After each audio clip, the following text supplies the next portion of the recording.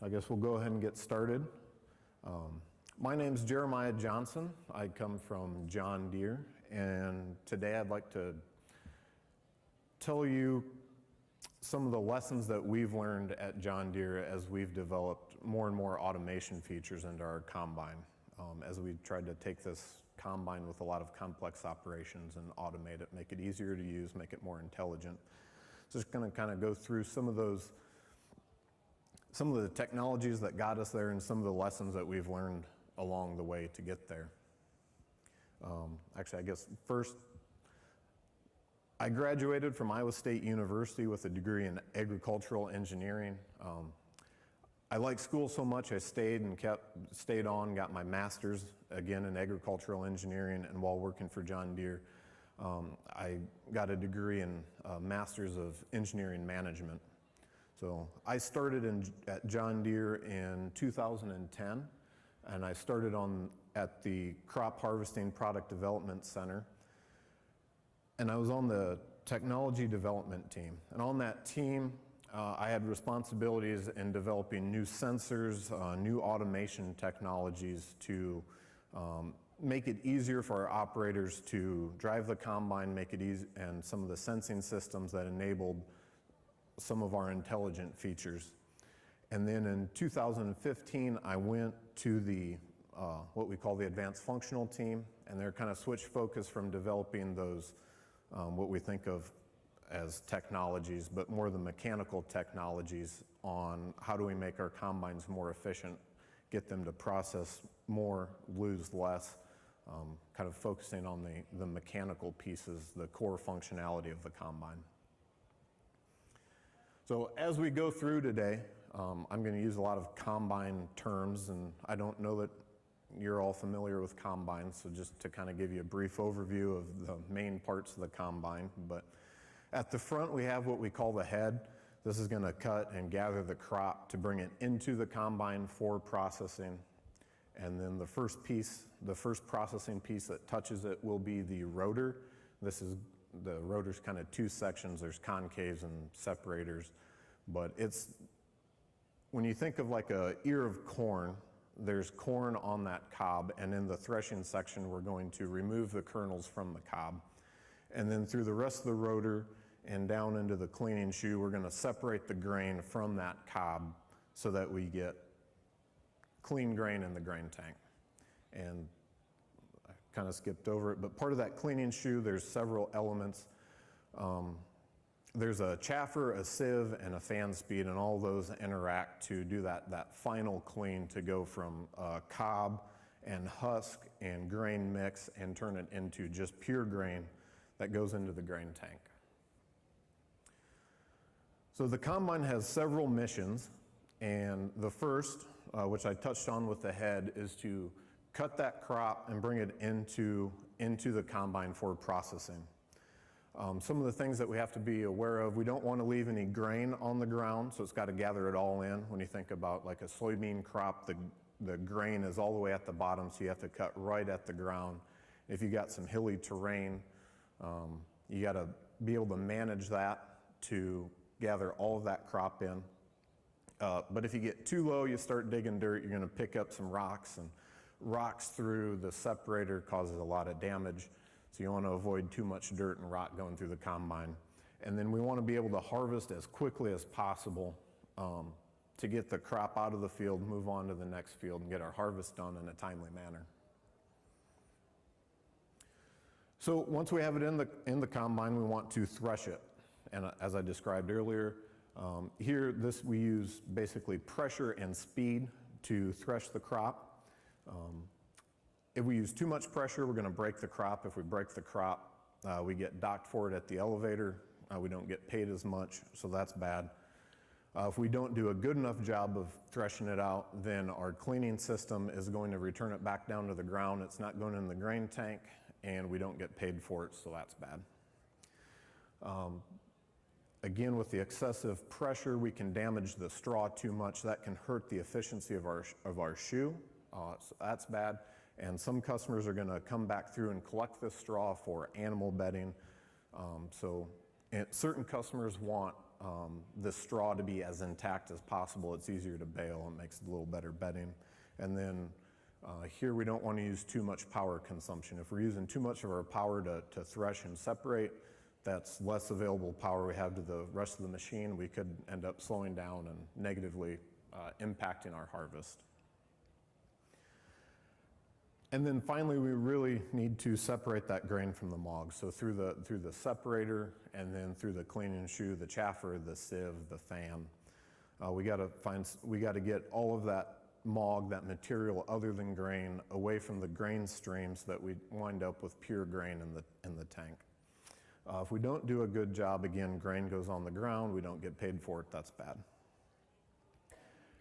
If we wind up with that mog material in the tank, again, you're going to go try and sell that, and the elevator's going to tell you, hey, you're trying to sell something other than grain. They're going to dock you for it, and that's bad. So that's kind of the focus of the combine, what the combines need to do, and while they're in the field. So where do the combines get used? In the fields that we harvest in, they're pretty broad. Just as some examples, we've got corn, and you can see on the bottom left, that was a field that I harvested at minus 20 degrees Fahrenheit with snow on the ground. That's not a typical operating condition, but it does happen and can get kind of challenging. And then on the right, that's 100 degrees Fahrenheit down south in Georgia. You can see the plant material is still green, so that's a high moisture corn, which acts significantly different from a dry corn and how you set the combine, how you run the combine, versus the 15% moisture corn at the top, which is a little more forgiving than the high moisture corn. We harvest soybeans. Again, you know, some of those pods wind up right at the ground, so we need to cut as close to the ground as possible. You can get wet straw, dry straw, and all of those conditions affect how we set our combine. And the soybeans are different from corn, so we got to know how to set our combines for all of these different crops. We've got a high-yielding wheat field in the top left there. Lots of straw, lots of grain, versus the bottom center there. That's a low-yielding. That's probably 30 bushels per acre. Really dry, brittle straw. And we can get out to some places in the top right there. We've got some pretty extreme hills that you need to operate on. And that, again, the hills are if you're going downhill or a side hill, it affects the dynamics inside the combine, and we got to be able to understand how we can run our combine in those conditions and be able to operate as efficiently as possible. And then one of the more unique crops is canola. It's got a very thick stem, almost a little more like a corn stalk than a wheat stem, but the grain is very fine, about 1 millimeter diameter, just small, lightweight. So I guess what I want you to take away from this is combines are pretty complex machines, and we have pretty complex environments that we work in. As we go from field to field, we get different challenges based on the climate, the variety, the moisture, how much rain it got that year, how much sun it got that year. The hybrids can make a big difference in how they thresh, how they separate. So there's a lot that goes into making a combine operate efficiently. Now, as we started out on our journey to make a combine smart and intelligent, we really started from ground zero, where we knew very little. But we had a vision for where we wanted to go with the combine and how we wanted to make it intelligent. And so really, whenever you're developing that new technology, you want to set out for yourselves what that vision is and then kind of how you want to get there. So just a kind of an introduction to some of the technologies that John Deere has. There's the auto header height control. This was introduced on some of the earlier models of combines. There's some canes at the bottom of the head that sense how high it is off the ground. And then if we know how high it is, we can control it through the hydraulic actuators to move that head up and down so that it follows that terrain, so that we're capturing all of the crop as we go through the peaks and valleys of the field. And then in about 2000, we introduced AutoTrack. That's the system that's using the GPS satellites to help the combine navigate and steer in a straight line. Kind of sounds maybe easy to drive in a straight line, but when you've got a wide head out front, it's hard to see where you're at. There's a lot going on in the combine, and removing that process from the operator, it helps him stay involved in the rest of the combine operation, making sure that his losses are okay, his grain quality is okay.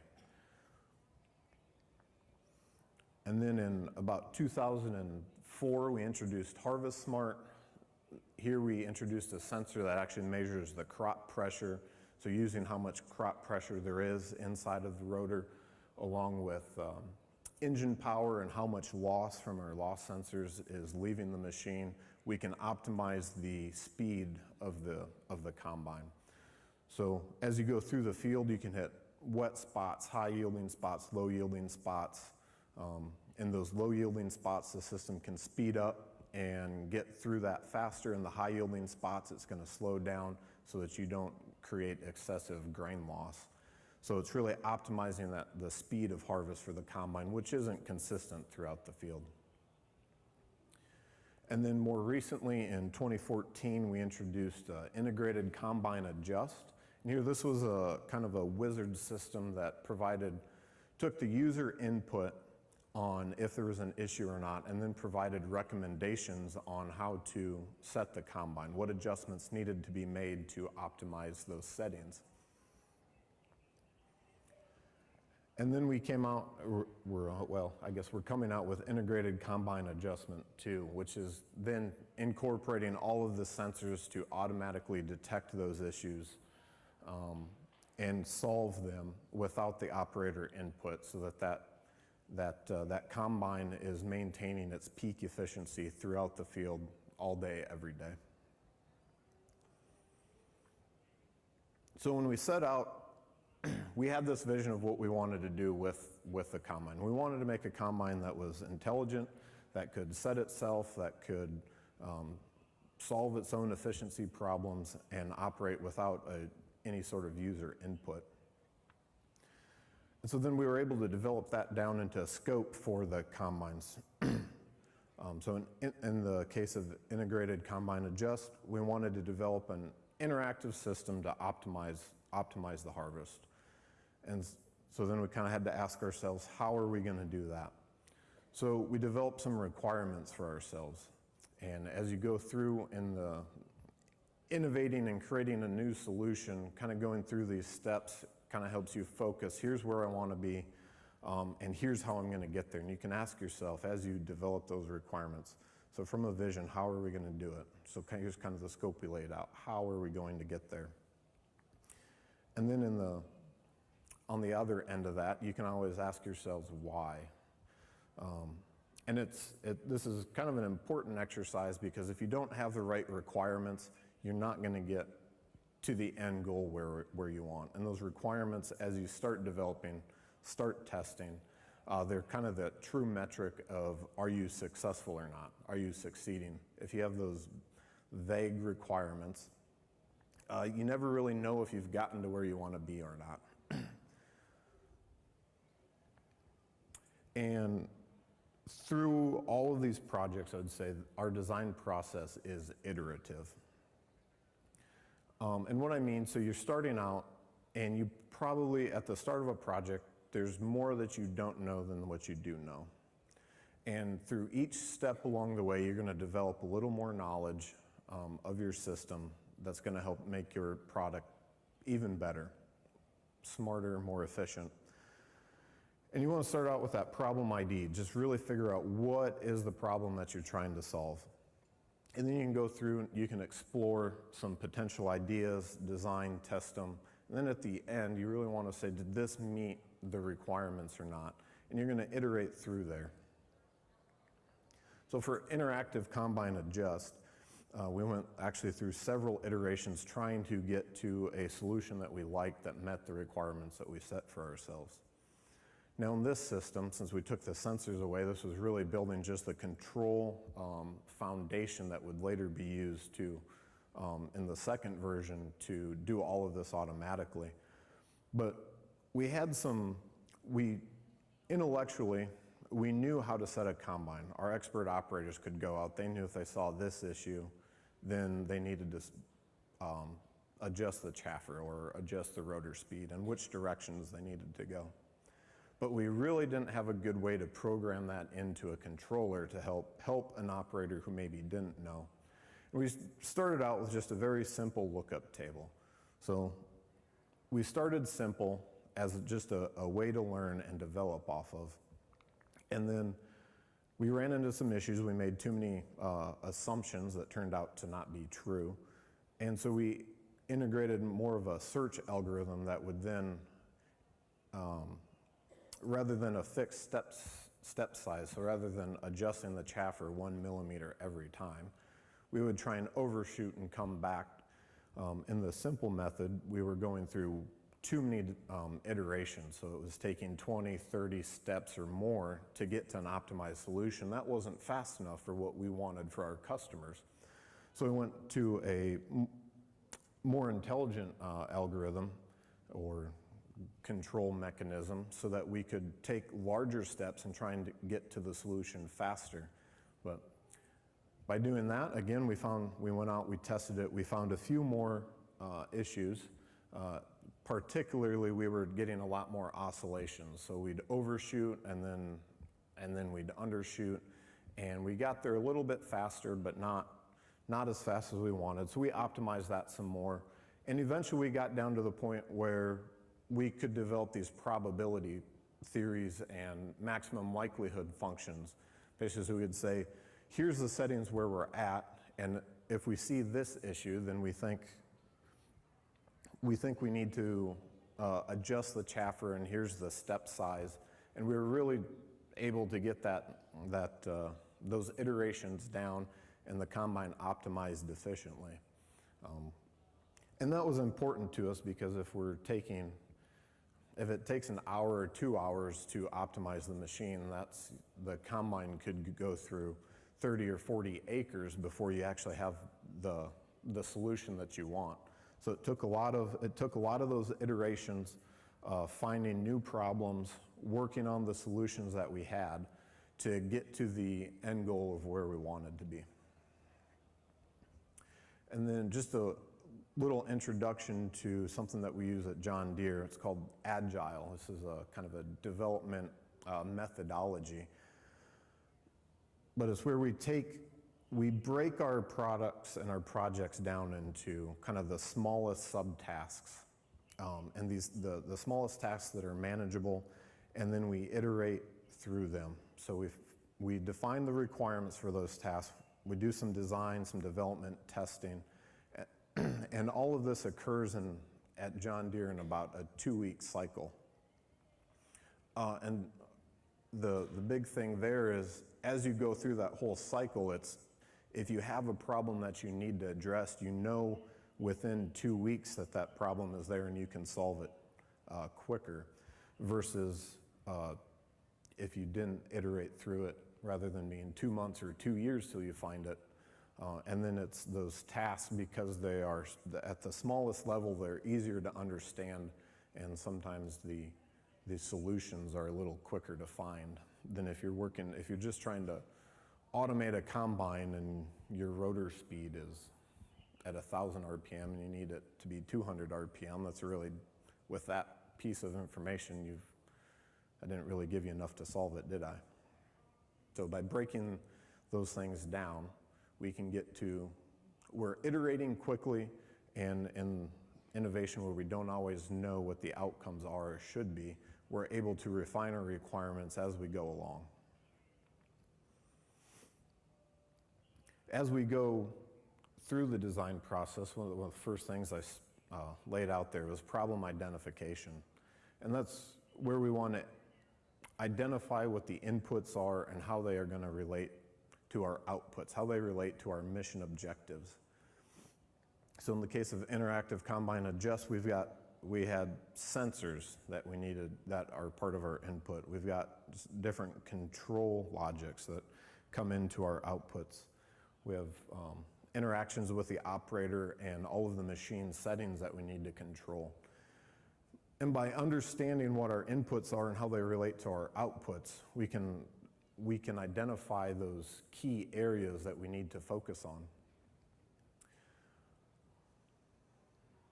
And just as an example, in one of our new sensors that we had developed, I don't know how well you guys can see that, but in the purple line, this sensor was floating top to bottom, high, low, rapidly. That was not a usable signal for us. In our early requirements, we had laid out some requirements for ourselves. We had made some assumptions that turned out not to be true. This was kind of a multi-dimensional problem, but we had the sensor in the wrong location based on some of the early criteria that we had given ourselves. And then we really didn't understand how that sensor was going to respond in that location and with all of the crop types. So we really had to go back through, do some analysis, and look at a better spot for that sensor. And then on the software side, we had to look at conditioning the sensor in a little different way so that we could get to a more usable signal in the orange that provided us a stable signal that we could actually use. I don't know, I would imagine maybe someone in here has tried a sensor that they thought would work on their robot and they got really erratic behavior. Maybe it didn't drive straight at all, it just drove in circles or something. That's kind of what that purple signal would represent. Our combine, our settings were just all over the place. It didn't make any sense. We thought, there's nothing intelligent about this. So we went back, we looked at that input, we had to really understand it before we could truly use it.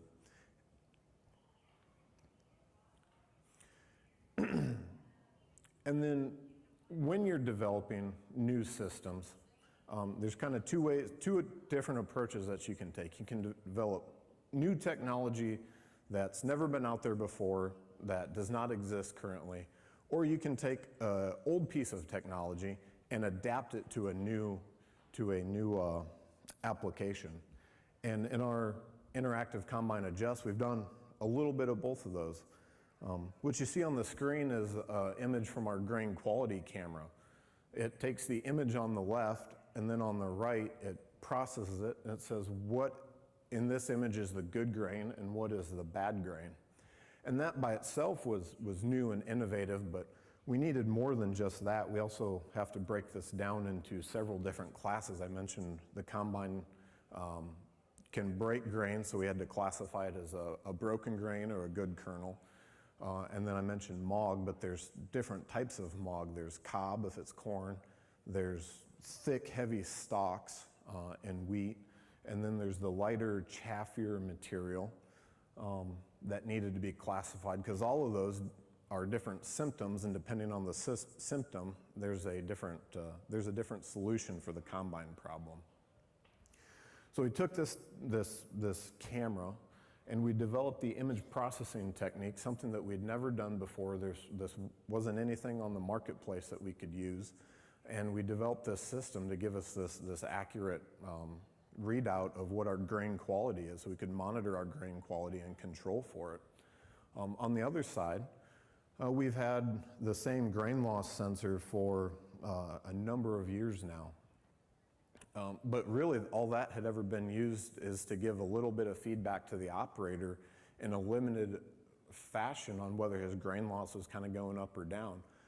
But for the intelligent systems, we wanted to do more than just our losses increasing or decreasing.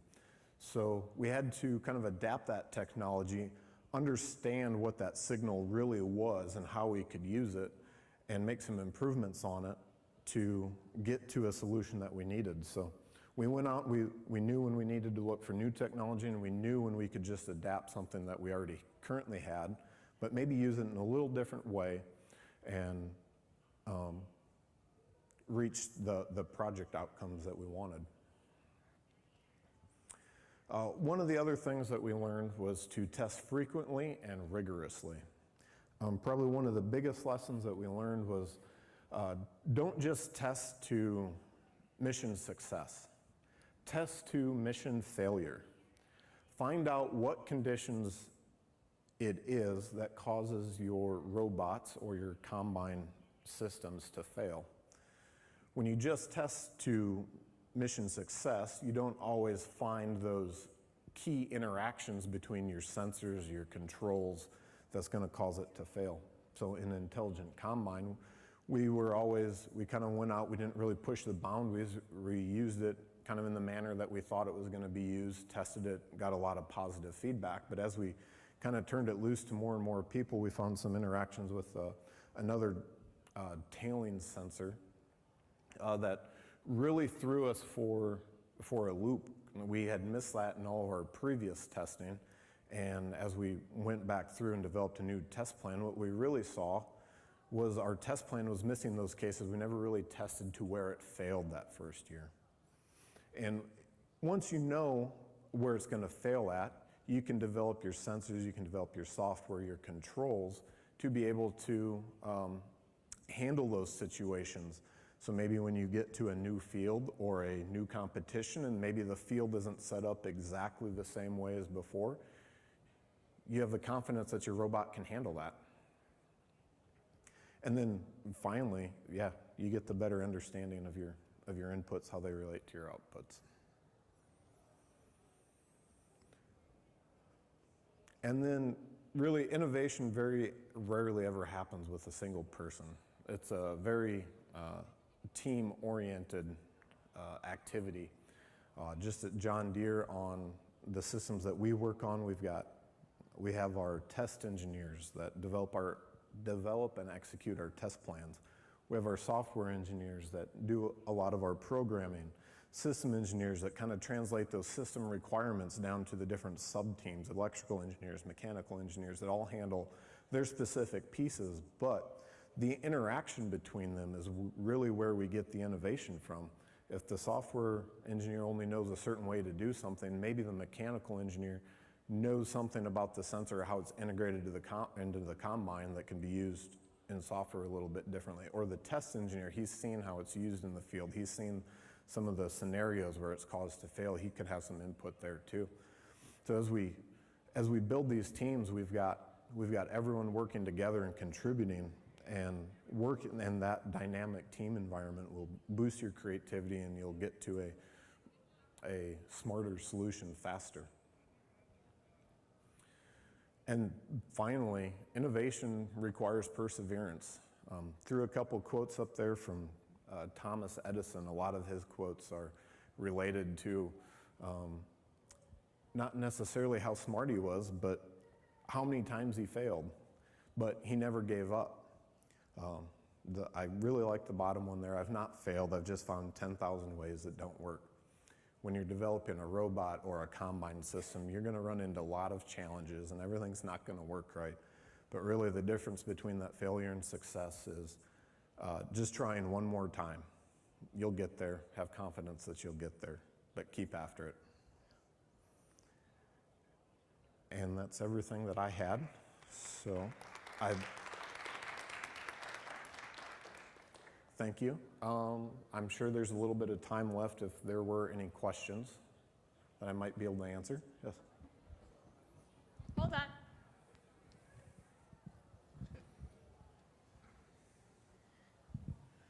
So how do you separate the grain from the mog with the different plant materials, whether it's corn or wheat? How do you change the system?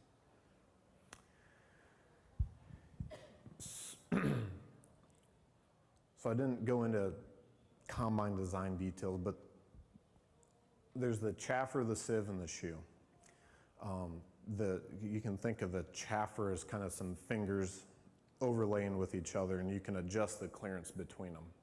And then the fan just provides a little bit of air so that the lighter materials can be blown out, but the heavier grain particles can be separated. So for instance, in corn, the corn kernel is 10 to 12 millimeters in diameter. Roughly, it's kind of an oblong shape, but for 10 to 12 millimeters. Wheat's a little more variable, I guess, but it's maybe 6 to 8 millimeters. So wheat's typically going to have a tighter tolerance, a tighter clearance, and it's a lighter crop, so it's going to have lighter and smaller, so there's less fan speed. In corn, really, our heads have gotten so good that we really take in kind of just the ear. We don't have a lot of plant material, so we've got big leaf particles, grain particles, and then cob. It's in dry corn. It's a little bit easier, but you have tighter, or you have wider clearances, and then the fan speed is turned basically all the way up, because we can't get enough air to blow grain out the back. So it's understanding the crop properties. So wheat's smaller, so we have tighter settings so that just the wheat goes through. Wheat also, we basically gather the entire crop in, depending on how high you cut, but you could gather everything. So there's a lot more straw, a lot more chaff. So you have to have those tighter settings to try and just let the wheat kernels through, but let the stalk and stem stay on top of that chaffer and go out through the chopper. That answer it? Yeah. Okay. Any other questions? Yes, sir. Is the result of your development process an algorithm that should work pretty much for everybody, or do you still need to have the farmer enter in a lot of data about his own fields and what it's been doing? Yeah, so the integrated combine adjust, that's really the optimization of the machine. And so the farmer's still going to go through that operation to get his machine set to where he wants. And then the second version will then basically maintain those parameters. So when he optimizes his machine, he's telling the system, this is what I find acceptable for grain loss, and this is what I find acceptable for grain quality. And then the system, as you go to different fields throughout the season, as it gets wetter or drier, it's going to maintain that level of performance.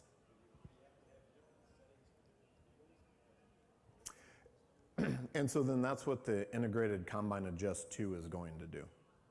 As you go to a different field, because basically the farmer sets his combine and just generic numbers, but maybe he sets it to 0.25% loss. Now, as you go to another field, the conditions are completely different. You drive in, he starts harvesting. If it's 0.5% loss, now the system's going to start optimizing that machine to get back down to sub 0.25% loss. But this, yeah. Got one. Can you tell us a little bit about the computer vision systems you're using? Yeah. It's a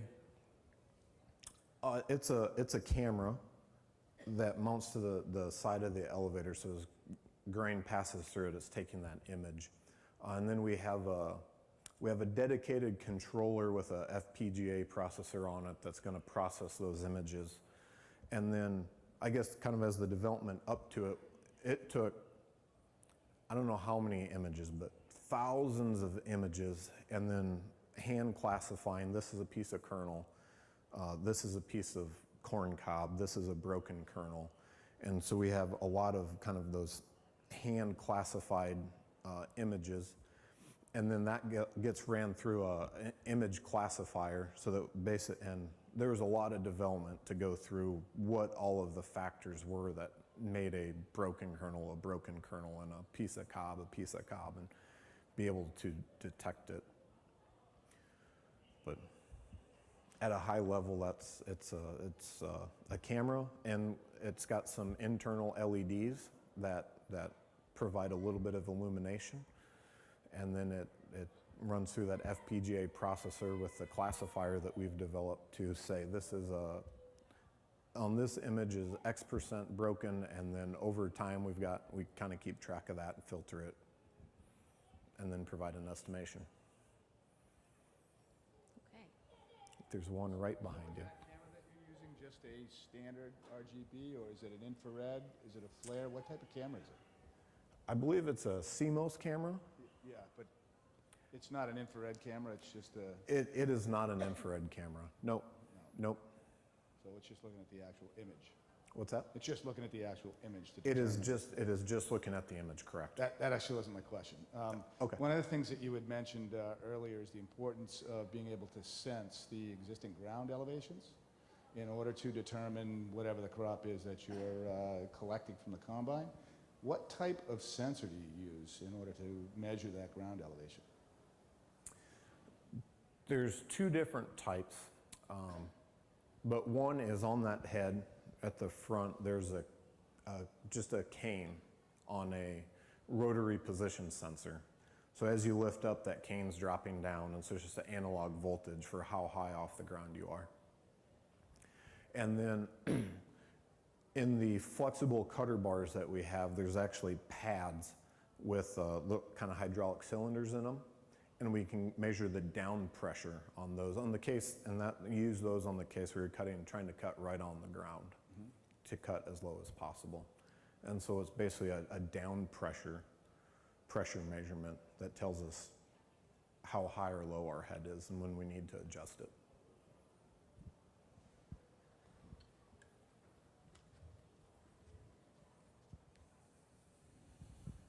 You spoke of working with several different disciplines and the need for communication across those.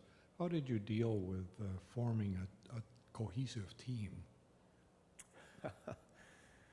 That's a really good question. We could probably write a book about how not to do it. We could probably write a book on how to do it well. It's working together as a team, especially when you have a lot of different backgrounds. It's not something that's easy. It takes focus and dedication to be open to someone who's maybe has a different background or a different perspective than you. And you have to, as part of your team culture, you have to place a priority on that and make everyone feel that their input is important. Even if if you're the dumb egg engineer, myself, I can provide input to maybe the software or the electrical because I have a different experience and I might be able to provide some value, or I might not. But making everyone feel part of the team and included is really the first step, and placing a priority on trying to get everyone's input. And if someone's not providing input, maybe seeking them out and trying to solicit their input to get them to participate and feel like they're part of the team. And it's not putting up those barriers where you're just a mechanical guy and that's all you do, or you're just a software guy and that's all you do, but allowing those cross communications to happen.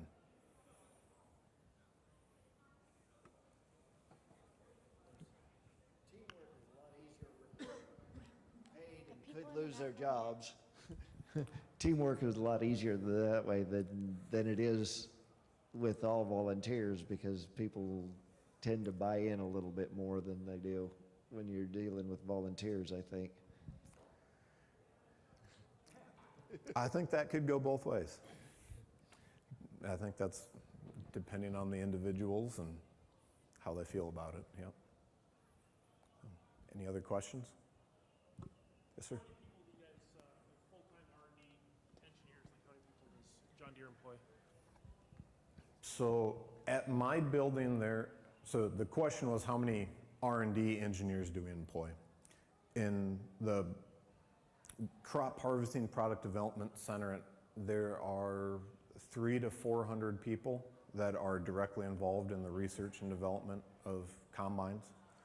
That's across drives, propulsion, the functional areas, software, electrical, and then there's a lot of different levels inside of John Deere. So there's like from the ground up new designs, kind of proof of concept engineering teams.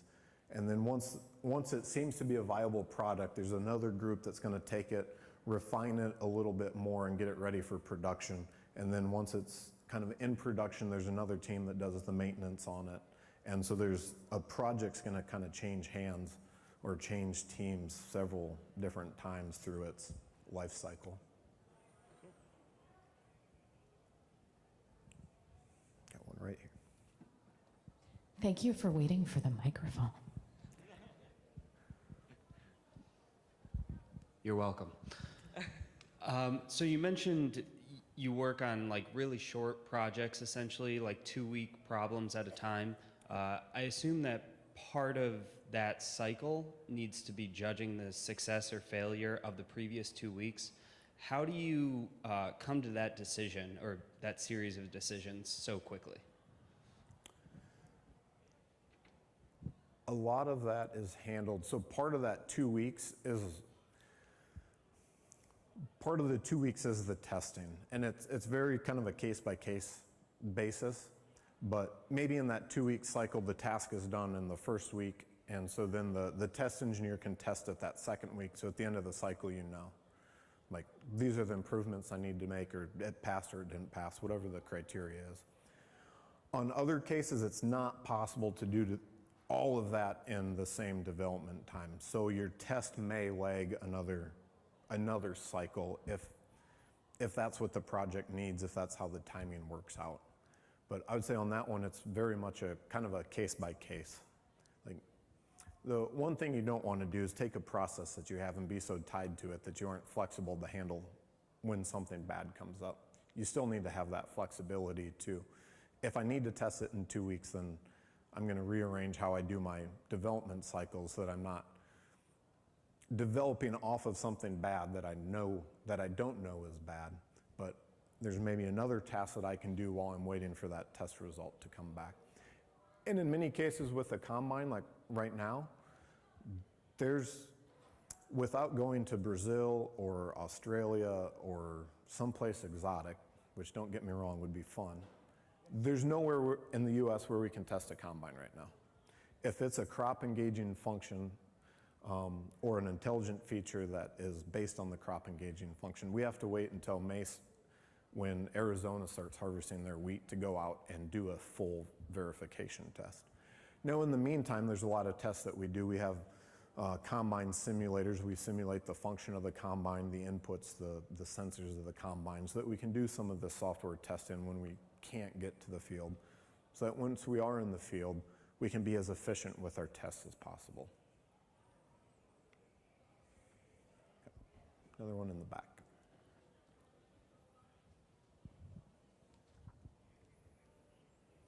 I'd like to follow up with respect to the team building Yeah. comment. I think some companies do in fact provide mentors to first teams and look at it as a way of building their mentors or their mentor employees, if you would. Is this maybe a possible way that you can help build your own team within a company and get that motivation with respect to working on a single objective and goal? Are you asking to have mentors come into our own teams to build this up, or to have our teams become first, or maybe both? Well, I think some companies have found, for example, by providing mentors to a team that are employee time off, if you would, volunteer time off, they find it a way to train their own employees. And maybe one of the areas that could be concentrated on is how do you build a team of FRC students, for example, and can that in turn be carried back into the company in the way that you conduct business? I think it would be a great way to build some of those capabilities. You don't get that level of knowledge without experience. And when you're stuck in your day-to-day activities of this is my design projects, you maybe aren't focused on the team building aspects. But if you're going out and volunteering and helping a FRC or FLL team develop as a team, you're kind of putting yourself in a position where that's kind of where your focus is, and I would imagine you're gonna take a lot away from that as a mentor that will be directly applicable to your job as an engineer or whatever position you're in. Any other questions? All right, well, I'll be here for a little bit, so if something happens to come up, just stop up, say hello. Like to meet you. Thank you.